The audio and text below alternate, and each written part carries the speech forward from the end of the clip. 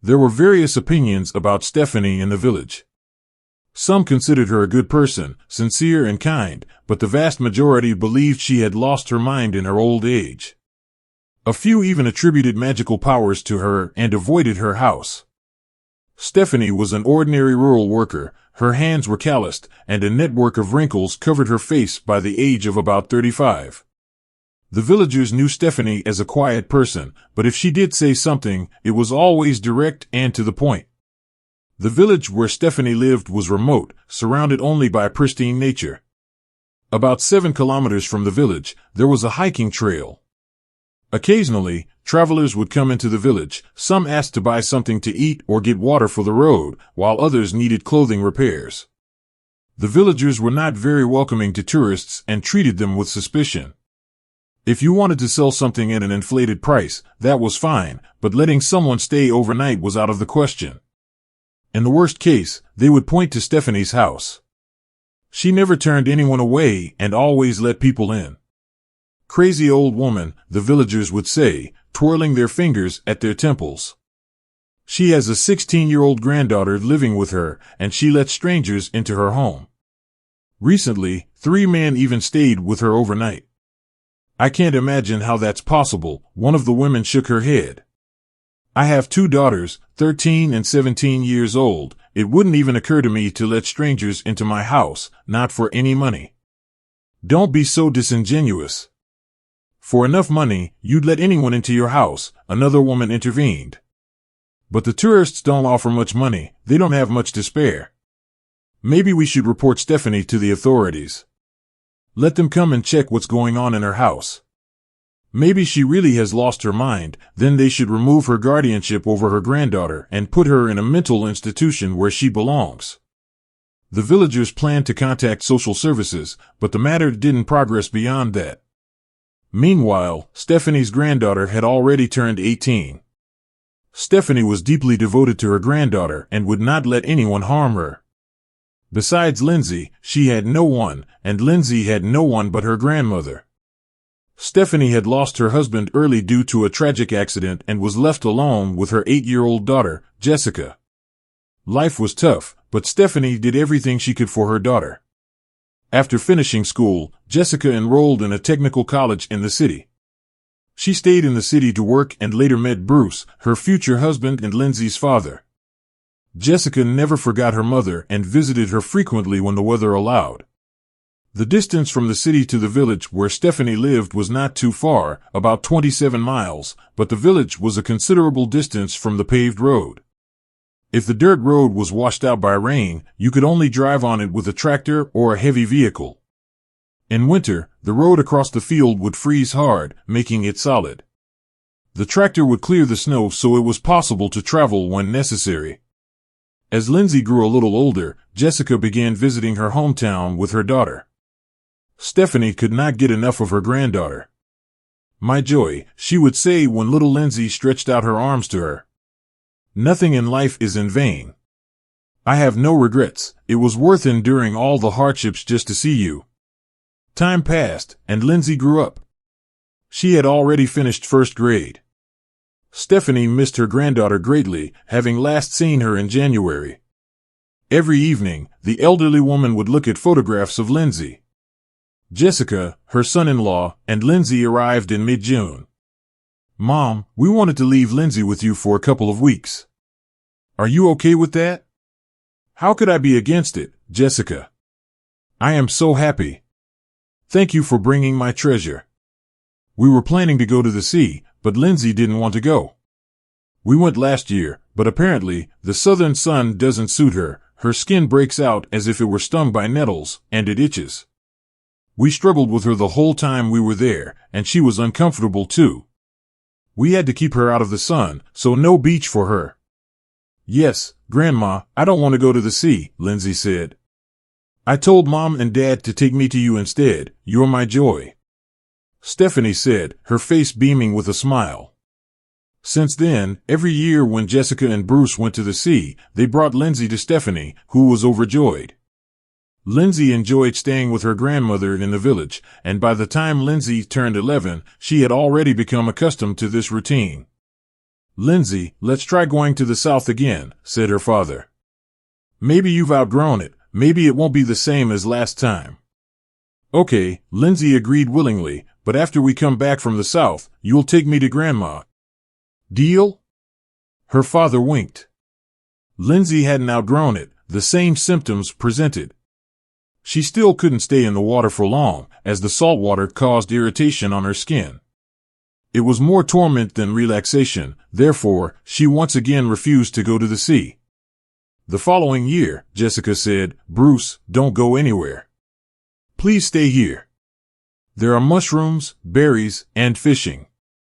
Bruce, you love fishing, stay here." Stephanie begged. When Lindsay was brought to her the next year, Jessica said, "Mom, we already have our vacation packages bought. They're not cheap, by the way, we can't just not go." "Stephanie, we'll still have over a week of vacation after the sea trip," said her son-in-law. "We'll spend those days with you. We'll manage to go mushroom and berry picking and do some fishing." "My heart is not at ease," the elderly woman shook her head. "Listen to me, stay here." "Mom, what are you really worried about?" "Don't stress, we'll be back before you know it, and Lindsay will keep you company." "Of course I will, Grandma." The vacation was coming to an end with only 2 days left.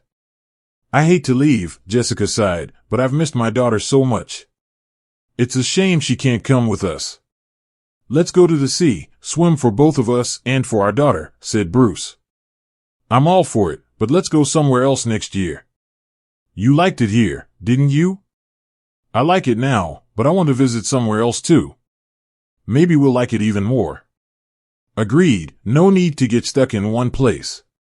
"Well, let's go for a swim." Jessica was not very confident in the water and mostly floated on a mattress. After getting on and drifting a considerable distance from the shore, she shouted to her husband, who was an excellent swimmer, "Catch up." Bruce was about 100 meters away from his wife when he saw that Jessica had gotten caught in a whirlpool. "Sweetheart, hold on," he yelled. "I'll save you." But Bruce didn't make it in time. By the time he reached her, Jessica had already gone underwater. Bruce desperately shouted for help and dove in after her, but he was unable to surface either. When the rescuers arrived, neither Jessica nor Bruce could be found. Several hours of searching by divers also yielded no results. "Why didn't you listen to me, my dear children?" Stephanie cried. "I begged you to stay, and now my daughter is left an orphan, and I can't even visit your grave." Lindsay was deeply affected by the death of her parents. "It's hard, my treasure, it's hard," her grandmother comforted her. "It's their fate, but you cry, dear. Cry. Sometimes sorrow comes out along with the tears." It wasn't easy for Stephanie to get custody of her granddaughter, but she managed to do it. There was no other way. Stephanie would never have allowed her beloved granddaughter to end up in an orphanage. Lindsay enjoyed spending time with her grandmother in the summer, but she didn't want to live in the village permanently. "Grandma, why don't you move to the city instead?" Lindsay pleaded. "I don't know, dear, if I can live in the city," Stephanie replied. "I've only been there a couple of times, and I didn't like it. It's very noisy, nothing like the peace and quiet we have here. Please, Grandma. I have friends there, and I'll be so unhappy without them. I don't want to say goodbye to them." Stephanie thought about it and decided to do as Lindsay asked. Her granddaughter had just lost her parents, and Stephanie didn't want to separate her from her friends as well. After harvesting, selling the chickens to a neighbor, and packing her few belongings, Stephanie moved to the city with her granddaughter. Life in the city was hard for her, everything was unfamiliar and foreign. Stephanie almost got hit by a car several times because she wasn't used to looking around and crossing the street according to the traffic lights. "Watch where you're going, you crazy old woman," the driver shouted at her. "Crazy?" Stephanie thought with a smile. "I was also considered crazy among the villagers." In winter, Stephanie, who had previously enjoyed good health, began to fall ill. The medicines didn't help. "These pills won't help me," she lamented. "If only I could drink my herbs, all my ailments would be gone." But I didn't gather any herbs this year, so much has piled up, and there was no time for that. Stephanie began to wither away, and by spring, she was completely exhausted. Her strength was leaving her. "Grandma!" Lindsay cried. "I'm so scared for you. Don't leave me.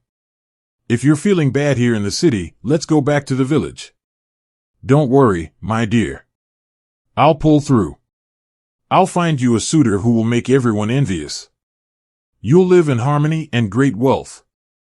Grandma, let's go back to the village as soon as the school year ends. You can transfer me to the local school." "There's no place like home," Lindsay said thoughtfully. "But what about your friends here?" Stephanie asked. "They weren't really friends, Grandma. I thought they would support me, but they started to avoid me." "Oh, how could this be?" Stephanie shook her head. "Why are people so mean?" Returning to her native land, Stephanie thrived. Her illnesses retreated. Lindsay started attending the village school, but she didn't make friends with any of the local children. The villagers still disliked her grandmother and avoided their home. However, Lindsay did find a reliable friend, a girl from a nearby village who became her close companion. Time flew by quickly, and Lindsay became accustomed to village life, which she enjoyed. By the time Lindsay turned 18, she had finished school. "Go to the city to study," Stephanie said. "I don't want to go to the city, Grandma. I'm used to it here, and I'm happy. All the young people are leaving to continue their education. Are you going to be uneducated? I've looked into the local greenhouse. They're willing to hire me." "No, my dear. Listen to your grandmother. I know what I'm talking about. Go to the city and get a profession that you enjoy."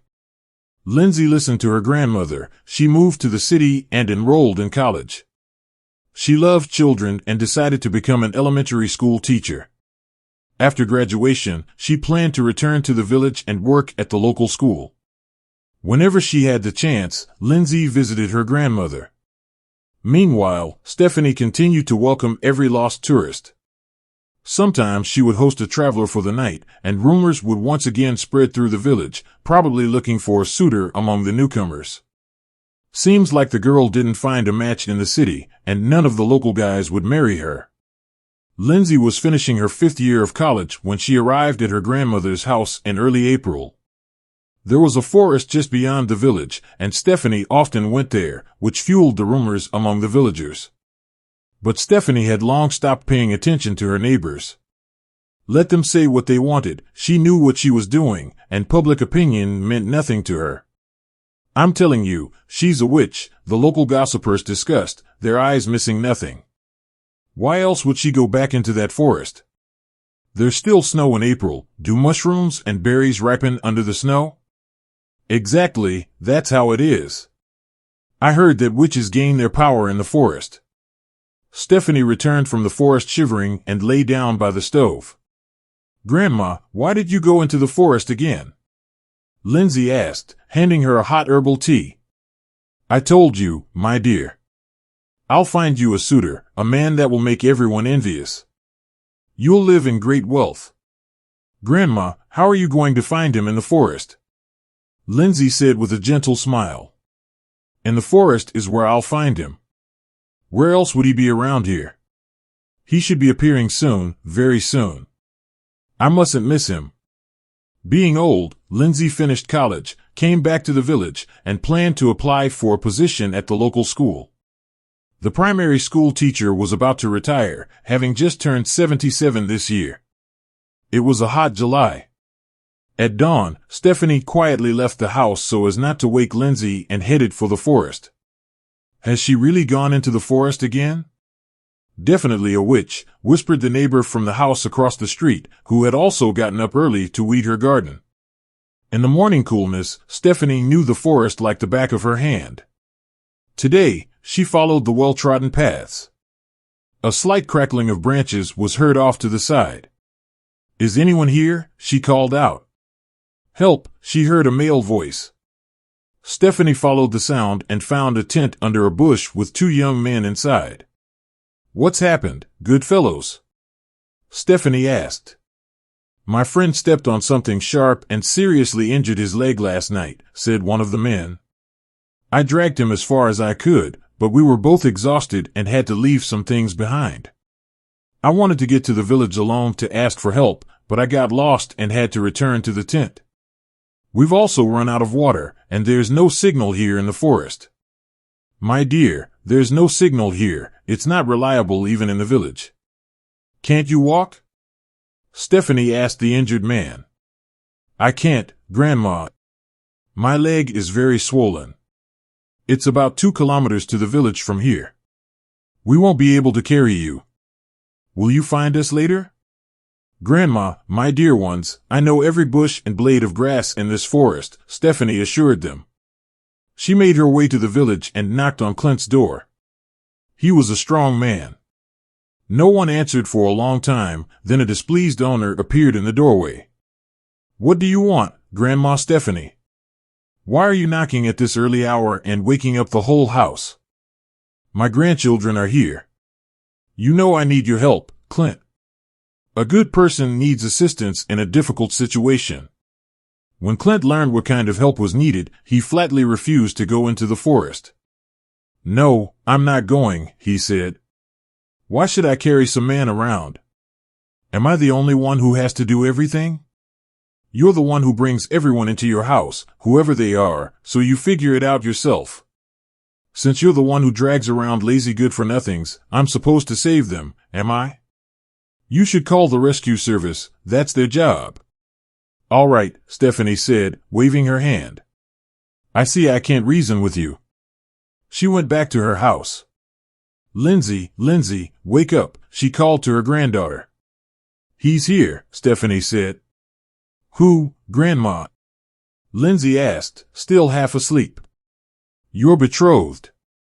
Come on, he needs your help. Stephanie poured drinking water into a bottle and wheeled out a large squeaky cart from the shed. Well, it's not much, but it's transportation, she said with a smile. We might not be able to carry the guy ourselves, but we can give him a good ride. The tourists eagerly drank the water Stephanie brought, then they helped the injured man into the cart. Thank you, the men said gratefully. You saved us. Just a bit longer, and we would have died of thirst. My name is Morgan, and this is my old friend Adam, said the man. I'm Lindsay, the girl said modestly, blushing slightly as she glanced at the injured Adam. When they arrived at the village, all the villagers were already awake. Look at that, dragging a guy in a cart, the old woman chuckled from her window. Must be the granddaughter's suitor. Lindsay and Morgan helped Adam into the house, led him to one of the rooms, and seated him on the couch. We learned how to provide first aid at the institute, Lindsay said. Let me take a look at your wound. Of course, check it out, my dear, the grandmother said with a sly smile, but all your treatments are nonsense. Oh, you need to go to the hospital. No need for any hospital, the grandmother protested. I'll make a special herbal infusion, clean the wound, and in 3 days, Adam will be up and running. Come on, dear, help me out. And you, dear guests, please sit here for now. I know you're hungry, but first we need to tend to Adam, and then we'll have breakfast. While Stephanie and her granddaughter were preparing the decoction, the guests had a chance to look around. In the corner of the small but clean room, there was an old icon behind glass, and on a shelf in the cupboard, there were photographs. Could it be that Lindsay is married? Adam asked, distressed, seeing a wedding photo of Lindsay's parents. It looks like it, Morgan said, scrutinizing the photo. Did you like the girl? I did, but why are you speaking so loudly? What if someone hears us? Well, if I liked her, why hide it? Let them hear. You see, she's in a wedding dress, and the groom is beside her. Maybe she's divorced? It doesn't seem like there's a man in the house. When we walked into the yard, I noticed that the gate was crooked. A good owner wouldn't let that happen. At that moment, Stephanie entered the room. She appeared so silently that the guys jumped in surprise. These are Lindsay's parents, she said, noticing the guests' interest in the photograph. My daughter Jessica and son-in-law Bruce died. They died tragically, and Lindsay looks just like her mother. The elderly woman gave a sad smile. The decoction is almost ready. Now we'll treat Adam, she said, soon returning with a jar of light liquid, bringing a basin, and calling Lindsay from the kitchen. Come on, dear, treat the guy. Grandma, I don't know how to do this. I could apply an ointment and make a bandage. Listen to Grandma, dear. I'll show you now, and then you do it yourself, Stephanie said as she guided Lindsay through the process of treating Adam's wound. Lindsay felt embarrassed under Adam's intense gaze and nervously asked, Grandma, did I do everything right? Dear, now bandage it up. The swelling will go down by evening, Stephanie assured her as she returned to the kitchen. Thank you very much, Adam said gratefully as Stephanie left the room. Lindsay, your hands are so gentle, I'm ready to endure this terrible treatment every day, Adam remarked, admiring her. Lindsay didn't reply, feeling shy, and went to the kitchen to help her grandmother with breakfast. Well, how do you like the guy? Stephanie whispered to her. Grandma, why ask? Have I been wandering in the forest for 3 months for nothing?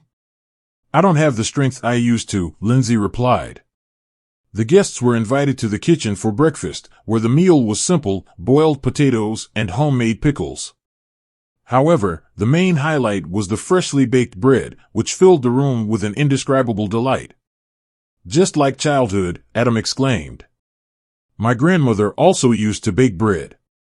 And you, Adam? Are you from the countryside? Stephanie asked.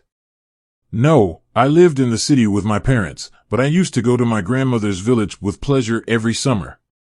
3 years ago, my grandmother passed away, and I miss her a lot. I love the countryside, which is why I chose this kind of vacation in nature. I had a hard time convincing Morgan to come here. Now I'm really regretting agreeing to it, Morgan added, making a sour face. It didn't turn out to be a vacation at all, we almost got lost in this forest. I said we should go to the sea, where there's a hotel and conveniences, not a tent in the woods with mosquitoes. Eat up, dear guests, eat up. Stephanie encouraged, getting up from the table. I'll put on the samovar and brew you some herbal tea.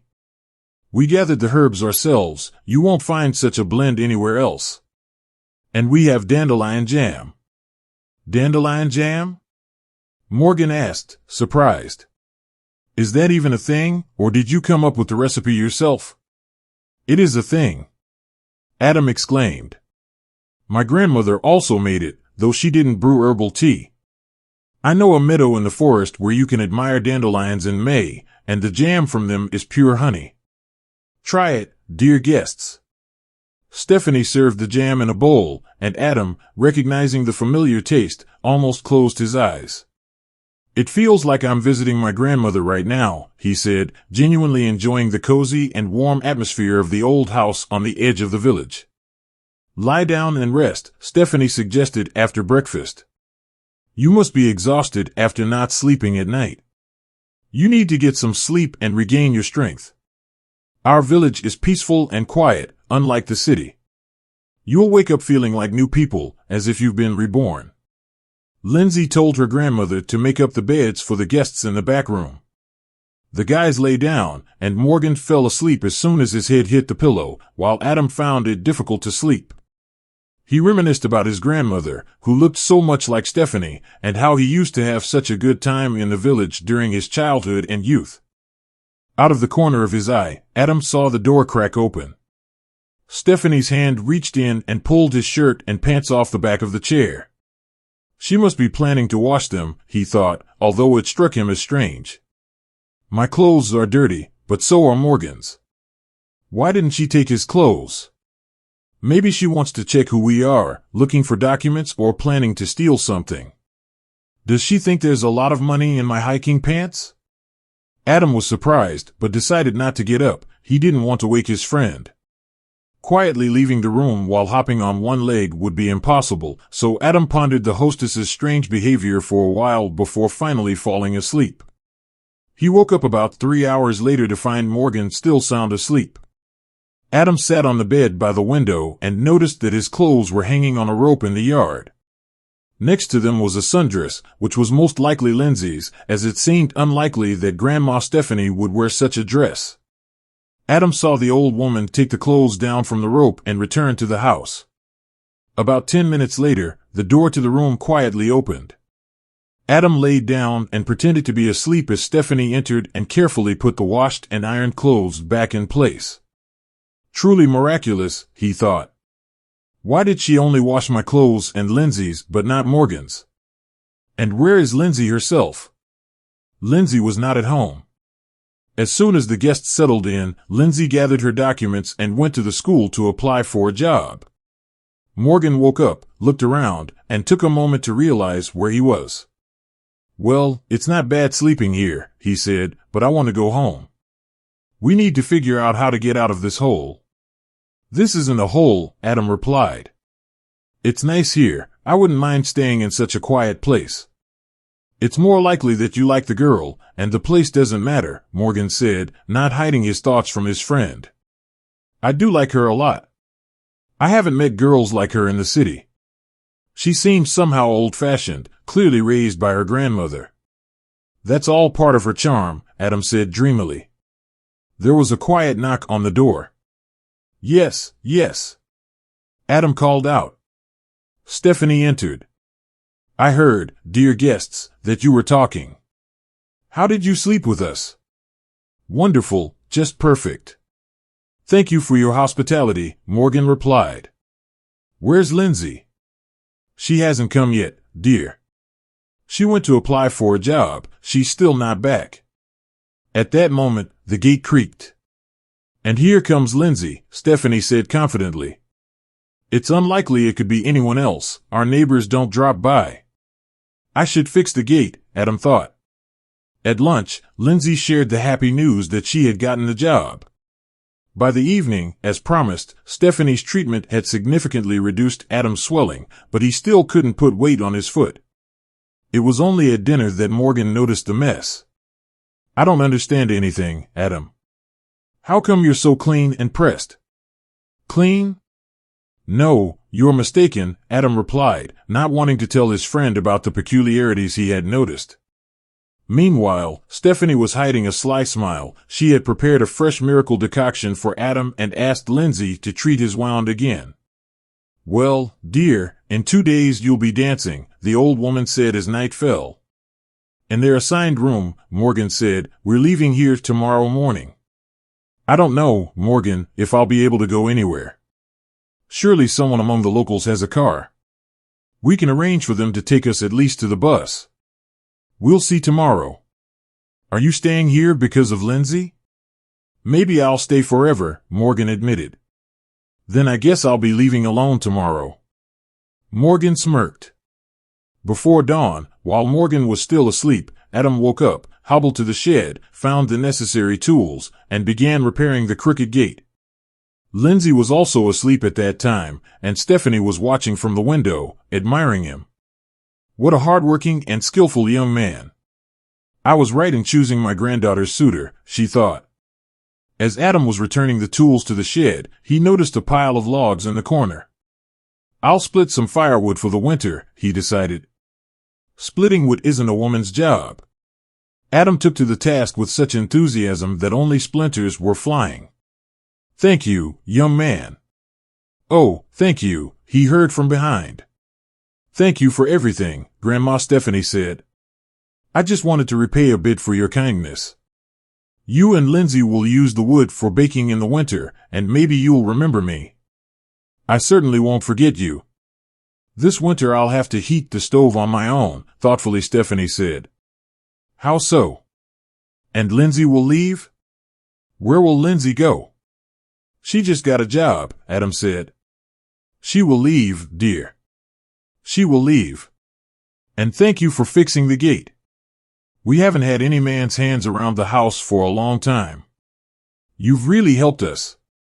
You must be hungry, breakfast will be ready soon, and Lindsay is already busy in the kitchen. At breakfast, Morgan asked the hosts if anyone in the village had a car. Yes, Stephanie replied, but he'll charge you an arm and a leg to take you to the city. That's fine, we'll withdraw money from our card in the city and pay him. We still need to settle up with you, Morgan said. Tell us, how much do we owe you? No money, Stephanie said firmly. I don't take money for hosting people. I want to help others. Lindsay, would you like to go to the city with the guys? Your birthday is in 3 days. You could buy yourself something new. I'll give you some money. You don't even have anything to wear for September 1st. Morgan arranged for the ride, and the guys got ready to leave. Lindsay went with them, and despite buying a new outfit that suited her well, she returned feeling upset. Are you sad that he left? The old woman asked, smiling. It's nothing. Don't be sad, dear. Adam will come back, Stephanie said. He didn't promise to return, Grandma, Lindsay said. He didn't say anything. Why would he promise? He'll just come back on Lindsay's birthday. Adam, despite living 120 miles away from their village, came with a beautiful gift for Lindsay, a huge bouquet of roses and a basket full of treats. Adam's leg had almost healed, and he and Lindsay suggested taking a walk toward the forest. As they walked and chatted, it felt as if they had known each other for a lifetime. There was a spark between them, hotter than the firewood Adam had recently split. Stephanie smiled as she watched the couple returning from their walk. Adam stayed with them for 3 days, and during that time, every morning and evening, Lindsay would run up to the hills so Adam could call her, as there was no reception in the village. 2 weeks later, taking some time off work, Adam returned to the village himself. Grandma Stephanie, will you give your granddaughter to me? He asked, pulling a small box with a ring from his pocket. If my granddaughter agrees, then of course I will, Stephanie said with a smile. I agree, Lindsay said, crying tears of happiness. The wedding was held in the city. It was a modest affair. Adam wasn't wealthy. He lived with his mother since his father had passed away when Adam was a teenager. But now, Stephanie, crying tears of joy, waited for great-grandchildren, looking at her granddaughter in her white dress. After the wedding, Stephanie returned to the village. You were bragging, Grandma, that you'd find a rich suitor for your granddaughter, Thomas asked her as he drove them back to the city. Your son-in-law works as a simple laborer at a furniture factory. Not much of a rich man, is he? There were no rich men to be found for Lindsay. They don't come from our forests, the villagers laughed and sneered. There's still a lot ahead, the old woman said with a sly smile. Where there's harmony, there's treasure. They'll live in harmony, and then a treasure will come to them. Just need to be patient. Lindsay was very reluctant to leave her grandmother alone and move to the city, but there was no easy way for Adam to find work in their village. Lindsay herself had found a job in one of the city schools. During the New Year holidays, she and Adam came to visit Grandma and announced that they would soon become parents. I'm so happy.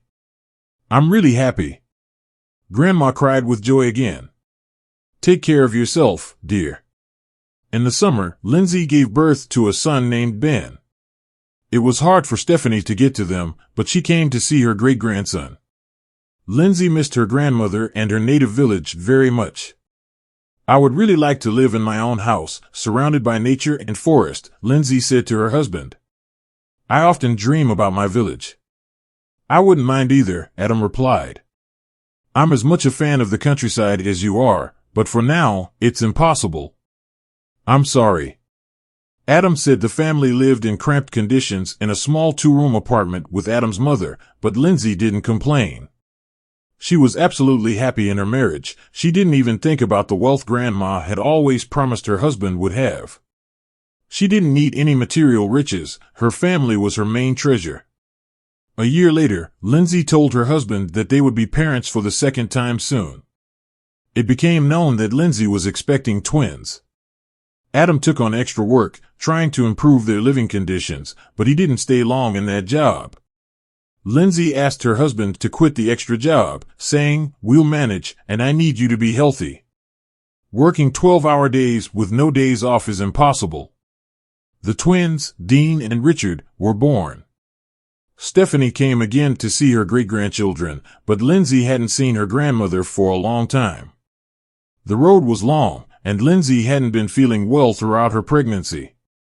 Seeing her grandmother, Lindsay worriedly noted how much she had deteriorated. "Grandma, maybe you need to go to the hospital for a checkup?" "No need, dear, no need. I've gotten everything I wanted. I've seen my great-grandchildren and rejoiced for you," the grandmother said. "What are you saying?" Lindsay asked in alarm. "What can you do, dear? Everyone has their own fate. Each person gets their share. You live happily," the grandmother said before leaving. Stephanie gazed at her granddaughter and great-grandchildren for a long time, as if trying to memorize them. When the twins were 3 months old, Lindsay asked her husband and mother-in-law to stay with the children for a few days. "I really need to visit Grandma," she said. "Of course, go ahead. We'll manage," Adam replied. Lindsay was preparing to leave when she received a call from the village, informing her that Stephanie had passed away. 3 years went by. Lindsay returned to work after her maternity leave, and every summer she visited her native village to pay her respects at the grave of her beloved grandmother, who had done so much for her in life. One day, after returning home, Lindsay decided to wash her husband's pants and found a note in the pocket. It read, "August 18th, 7 p.m., Cafe." The note was clearly written in a woman's handwriting and had a faint scent of perfume. Lindsay's world crumbled. "It can't be," she cried. "How could you, Adam? I trusted you like I trust myself, and we have children, 3 of them. Have you forgotten?" Lindsay decided not to say anything to her husband. In the evening, during dinner, Adam warned her that he would be late after work. Adam had been getting home late for about 2 months now. These delays had started, but Lindsay hadn't paid much attention to them. "It's true," she thought, deciding to go to the cafe the next evening at 7 p.m. When she arrived, she saw her husband sitting at a table with a tall blonde woman in a strict dark blue suit. "So this is what it is," Lindsay thought, turning around and walking away. Adam had found himself a wealthy lady. "No, I don't want to believe it. It can't be true. Adam isn't like this, but I saw it with my own eyes."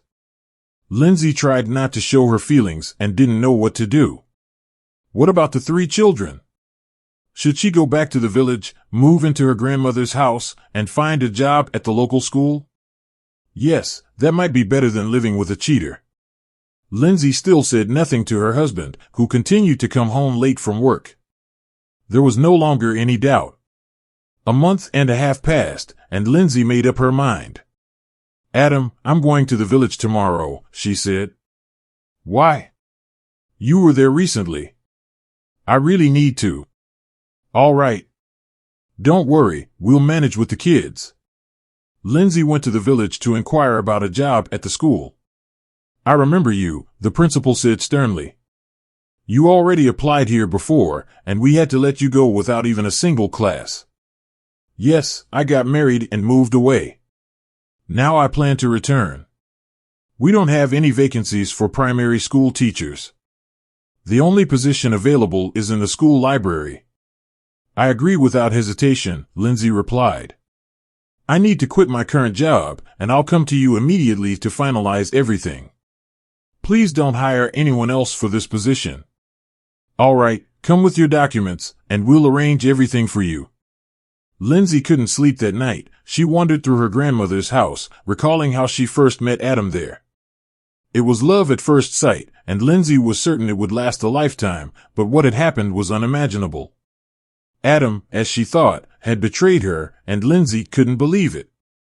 Lindsay fell asleep in the early morning and dreamed of Grandma Stephanie, who said, "Don't worry, my dear, it will all be resolved soon. The wait won't be long, happiness to you, my dears." When she woke up, Lindsay thought, "Oh, Grandma, if only you knew what happened." She returned to the city to pack her things, quit her job, and pick up the children. Early in the morning, deciding to talk to her husband right away, she found him in the bathroom while his phone lay on the kitchen table. It had a message, "Today at 7 p.m. We can meet." Changing her plans, Lindsay decided not to tell Adam about her intentions. She wanted to follow him and catch him in the act. Hiding near the exit from work, she saw him get into a taxi. Not wanting to miss him, Lindsay also got into a taxi and asked the driver to follow the car Adam was in. The journey was long. Soon the taxi left the city limits, and Lindsay began to worry about whether she had enough money for the trip. After traveling another 10 kilometers, the car with Adam entered a gated community. Adam got out of the taxi in front of a new 2-story house. Soon a car arrived, and a tall blonde woman in a strict suit got out. Seeing Adam with her, she entered the house. Lindsay stood a little way off, her legs refusing to move.